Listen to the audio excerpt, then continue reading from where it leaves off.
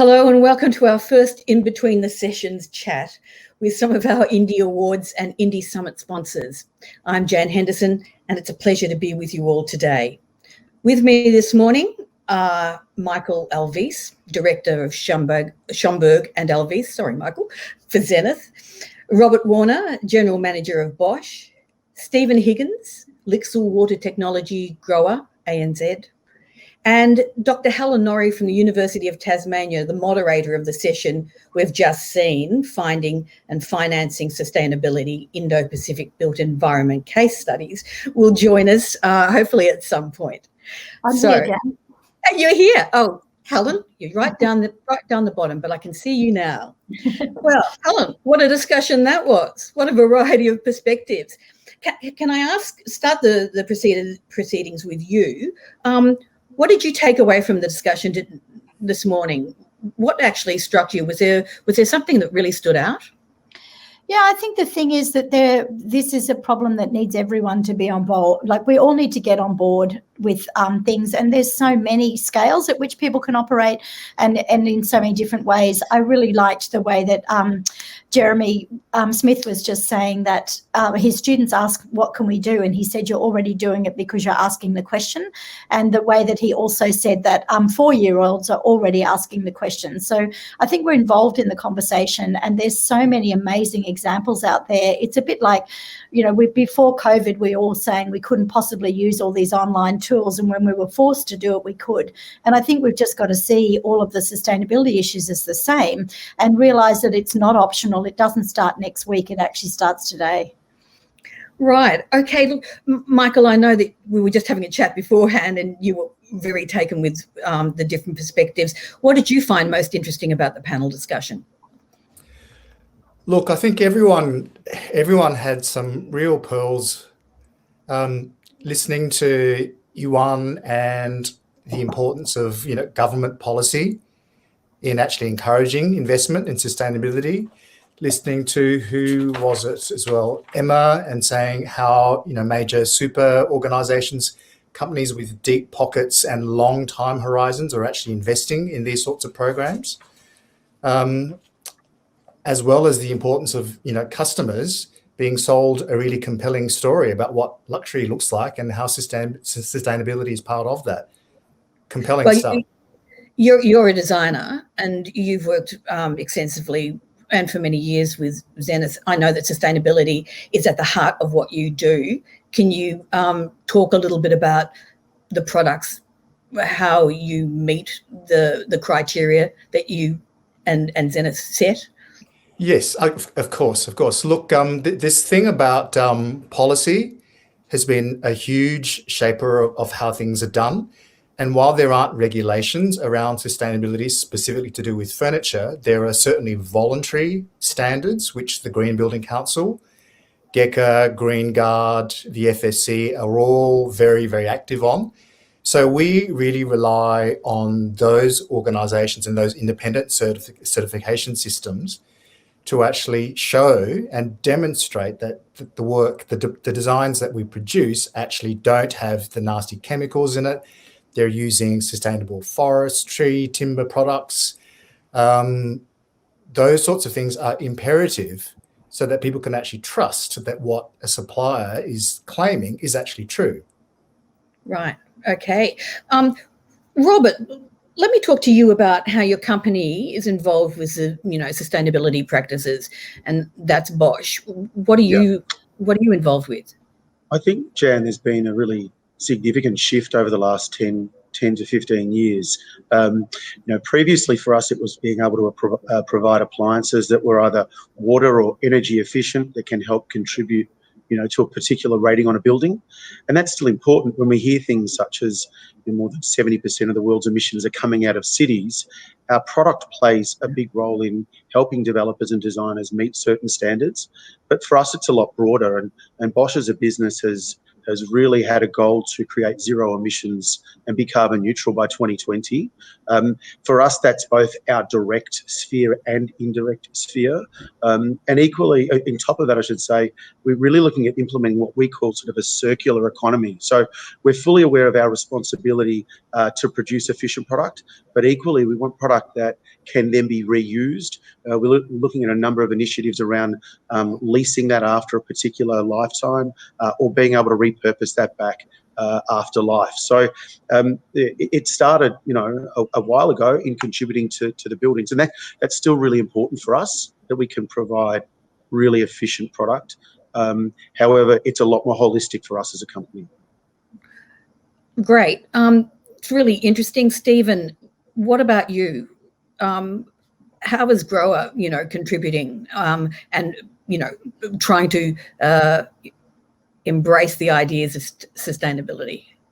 Sustainability is not a new thing for us at Grower. Like, we've been playing around with it over the last 20 years, and we've got some really great stories that sort of come from that.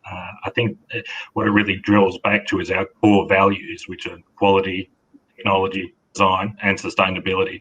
So we've got some really good product features that sort of link back in, and then it also links back in quite nicely to what Robert was saying, the whole moving from a linear to a circular economy, whereas we recently just launched our first cradle-to-cradle certified product.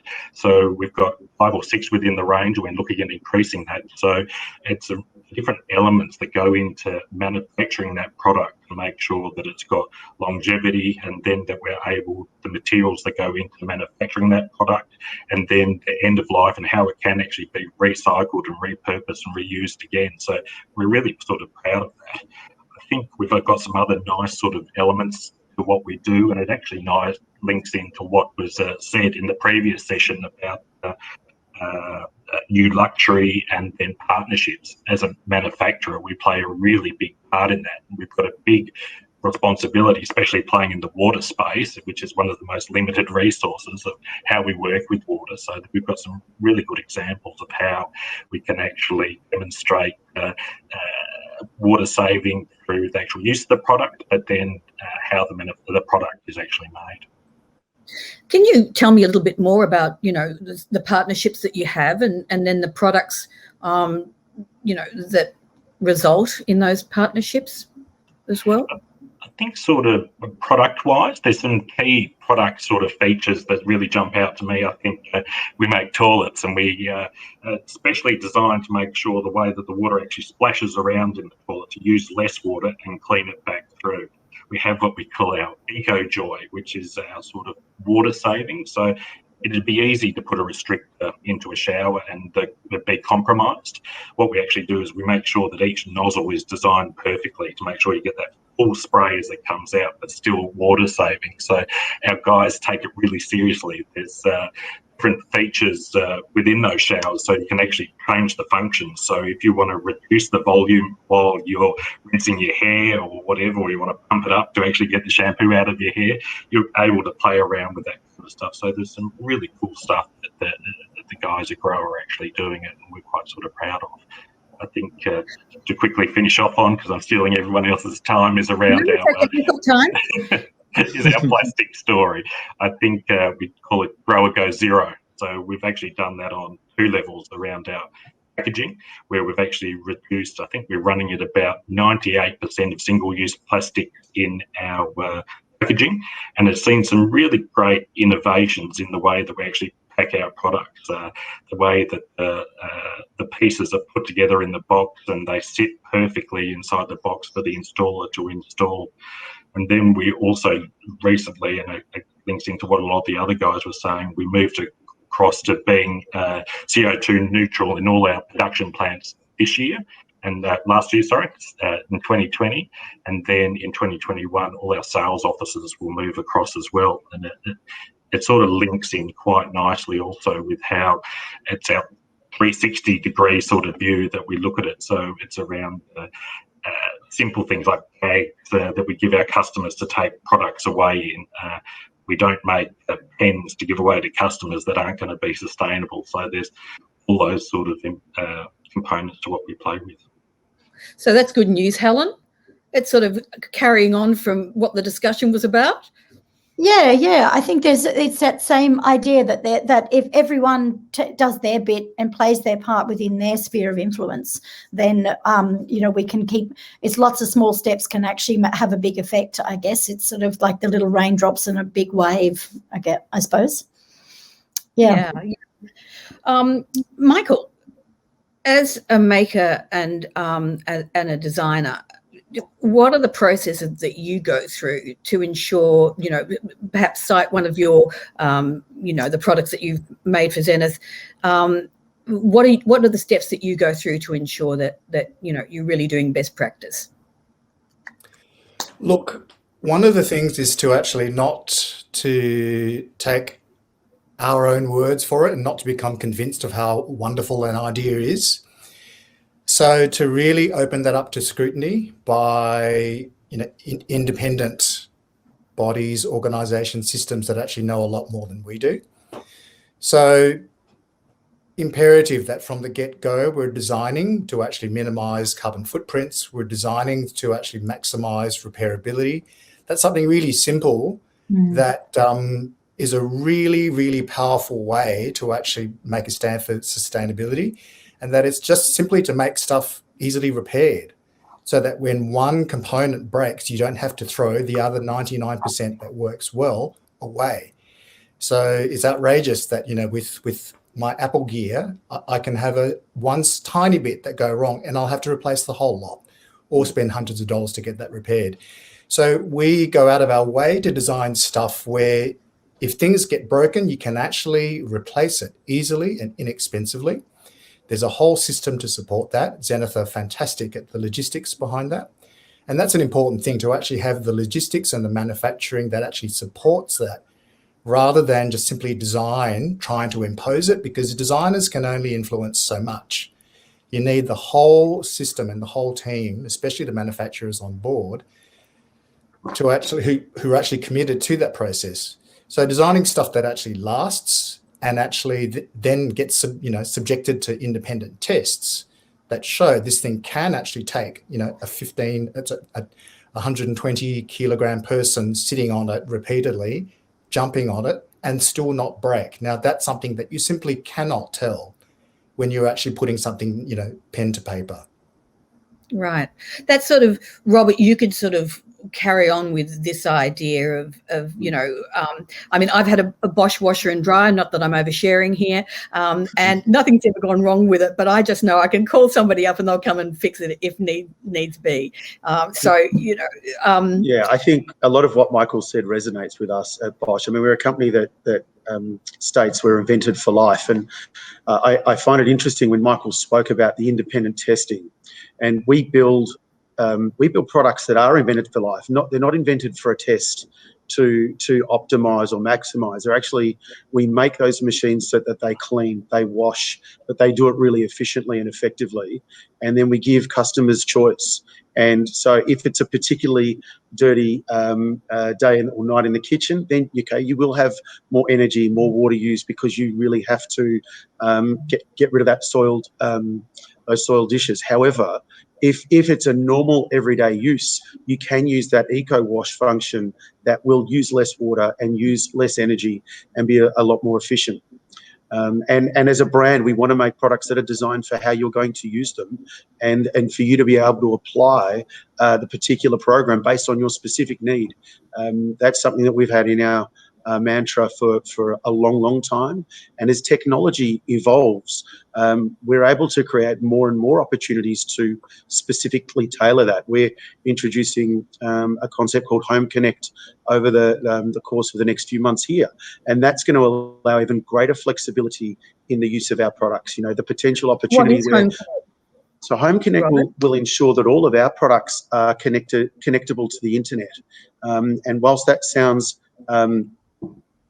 most things are connected to the internet, but for us, with a brand like Bosch and the products that we sell, the opportunity to to be able to see what's going on with your product in the future, to be able to maybe customize through the use of your laptop, your phone, what you need, the ability to upgrade potentially software so that as we evolve, we can then put that technology back into the older product. So rather than you having to buy a new product to get those new technologies, you'll be able to use the product you've had in the past. And this is where we're talking about that, that the lifestyle not being linear anymore. It's trying to ensure that our products can last as long as they can for our customers. That's what our customers always wanted.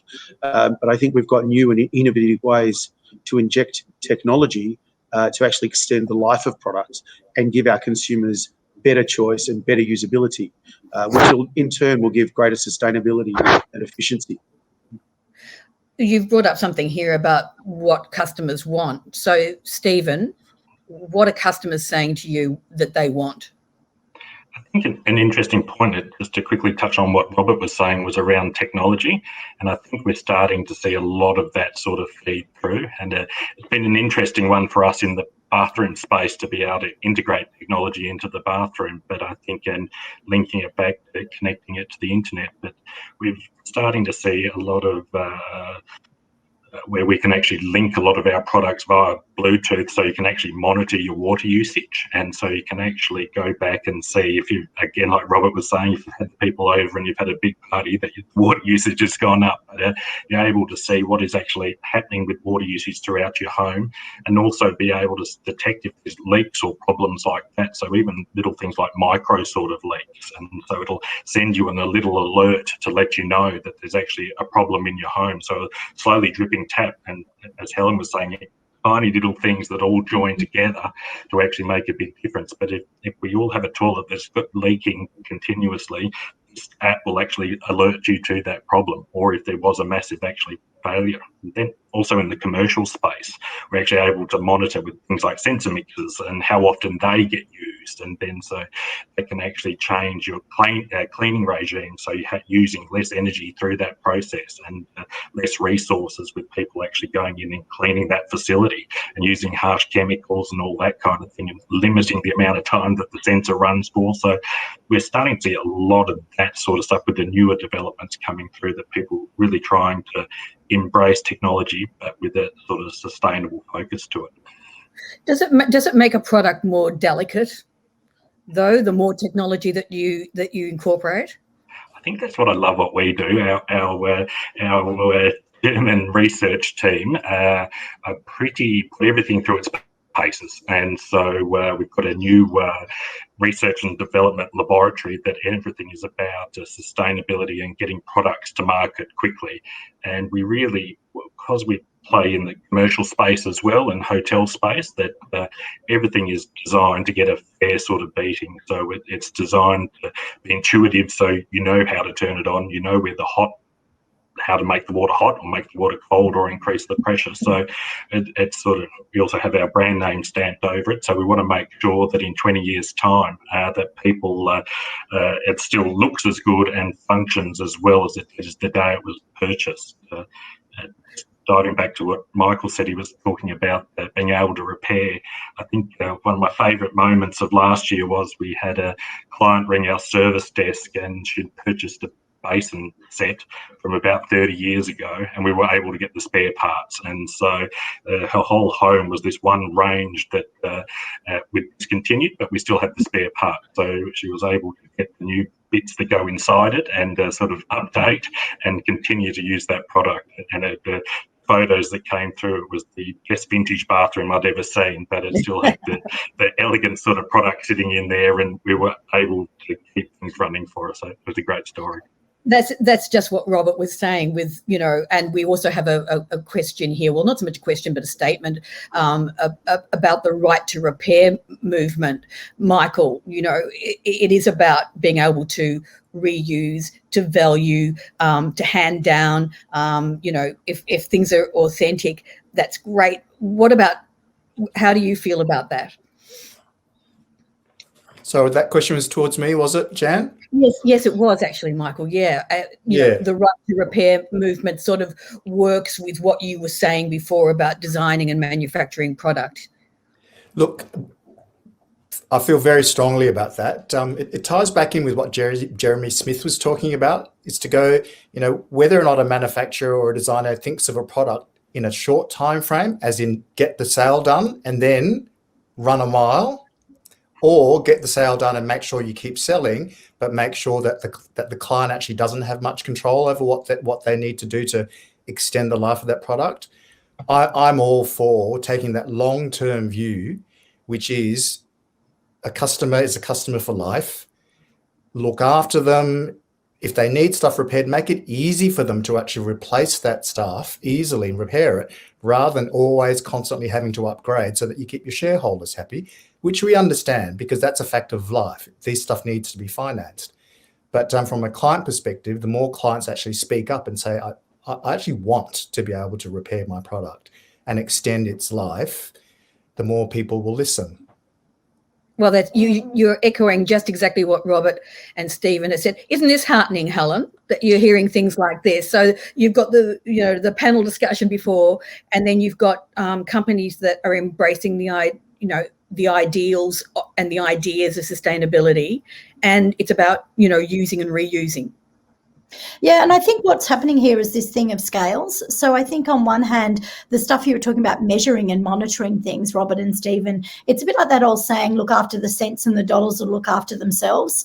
That if you actually focus on the small thing, and I've noticed that during COVID, of just sort of going, oh, I'm not spending as much money. I'm going to really watch the way I'm spending money.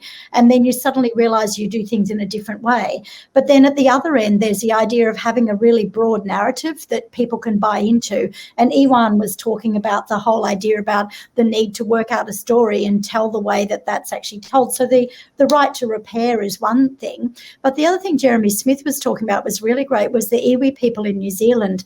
Just this idea that their one big story is we're doing something for 500 years. This isn't a project for me or my grandchildren, because everyone always annexes it to themselves.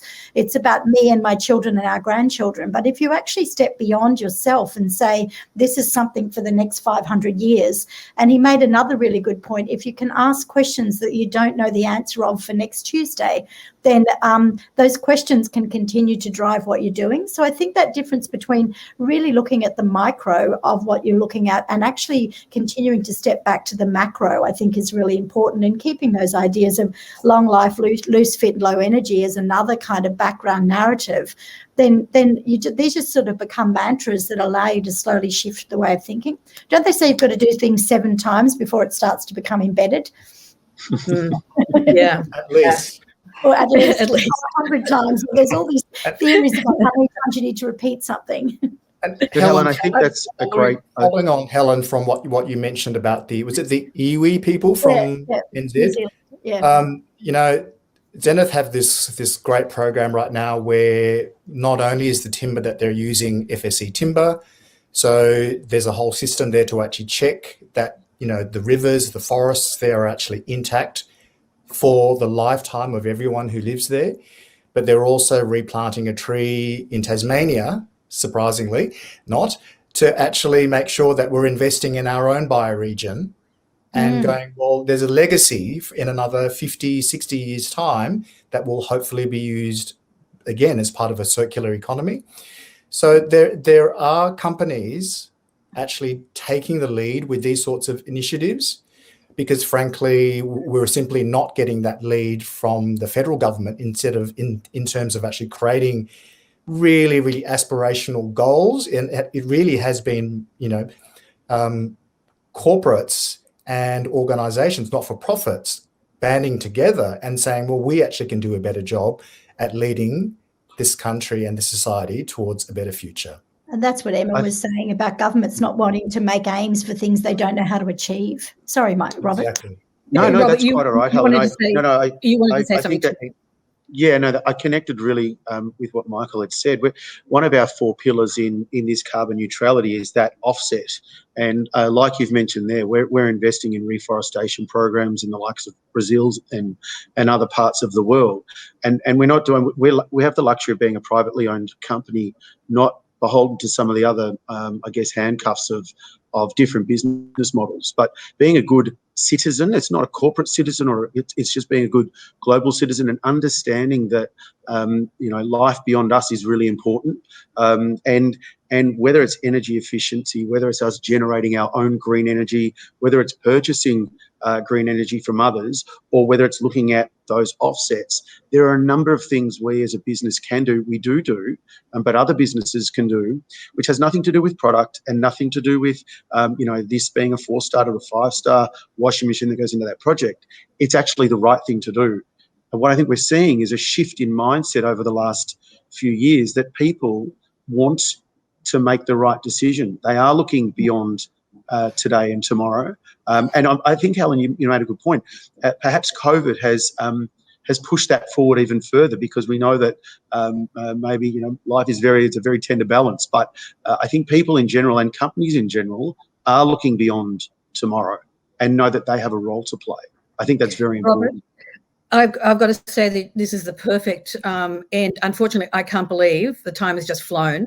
I wanted to say thank you to Michael, Robert, Stephen and Helen, a beautiful job on moderating that session beforehand. But really interesting, everything that you've brought out just shows that actually we can be confident with what's coming up in the future.